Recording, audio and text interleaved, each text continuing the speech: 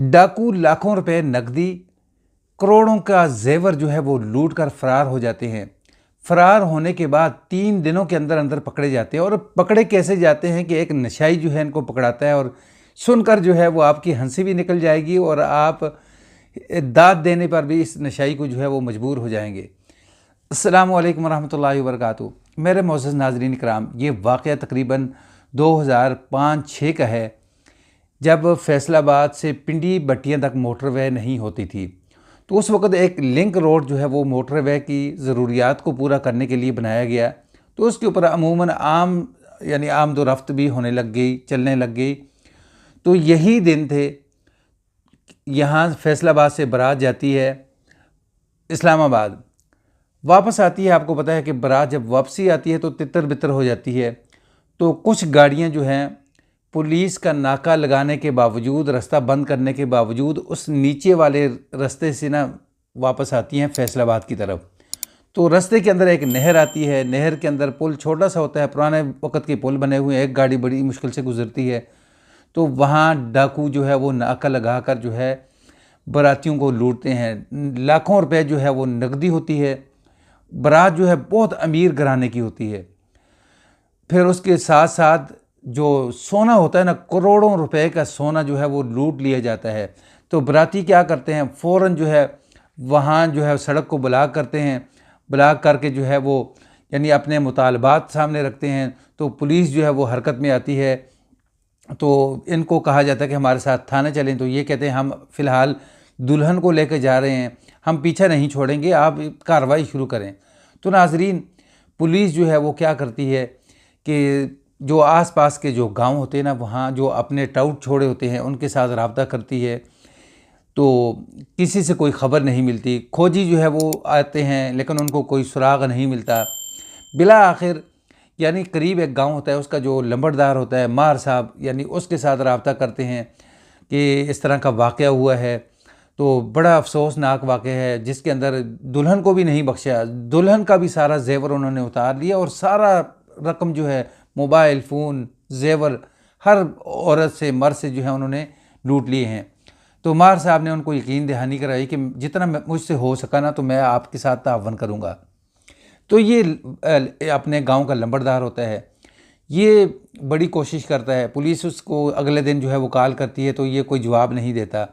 फिर तीसरे दिन कॉल करती है तो वो कहता है कि आप थोड़ा सा सब्र करें, शाम के वक्त मैं बतलाऊँगा। फिर शाम को नहीं बतलाता। फिर आगे जो है चौथे दिन जो है वो कॉल करती तो वो कहता है थोड़ा सा सब्र करें। तो पुलिस कहती है कि हम क्या करते हैं कि हम जो लंबड़दार होता है ना उससे मिलने के लिए गांव चले जाते हैं। वो कहता है कि मुझे कुछ सुराग मिला है लेकिन आप थोड़ा सा ठंडा होकर चलें।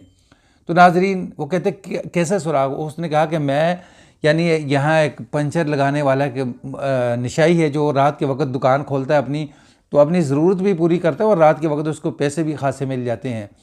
तो उसके पास बैठा था, उसको मैंने कहा कि यार इस तरह करके हमारे मेहमानों की गाड़ियाँ जो हैं वो लूटी गई, मैं बड़ा परेशान हूँ। तो उसने कहा जी वो कैसे? तो उसने कहा यार इस तरह करके 3 दिन पहले जो रात गुजरी ना, तो उस रात के अंदर जो है हमारे जो अजीज़ थे ना, शादी से वापस आ रहे थे और सब लूट लिए गए।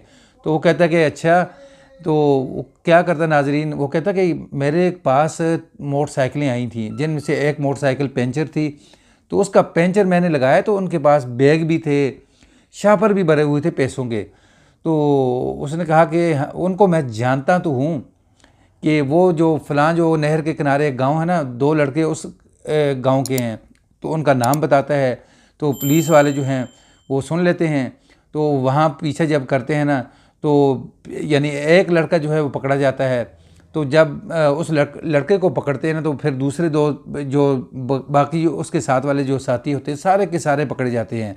तो इसी तरह वो जो सामान होता है ना, जो बाराती थाने के अंदर जो जो चीज़ लिखवाते हैं, जितनी रकम लिखवाई गई, जितना जेवर लिखवाया गया, जितने मोबाइल लिखाए गए, पूरे के पूरे उन्होंने उसी तरह वसूले।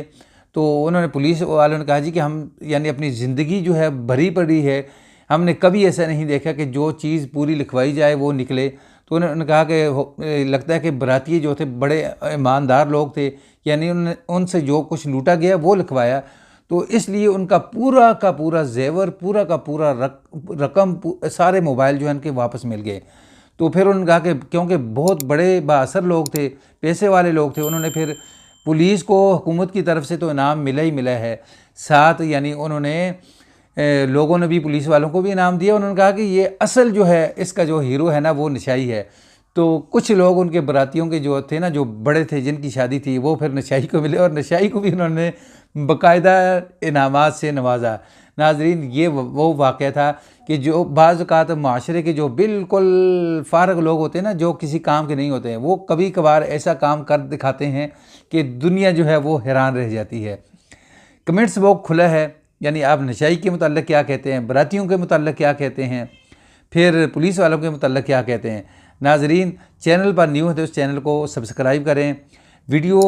हर नई वीडियो के लिए आप बेल के बटन को दबा के रखें ताकि आने वाला हर नया वाक़या, नई स्टोरी जो है वो आपको मिल सके। अस्सलामु अलैकुम वरहमतुल्लाह।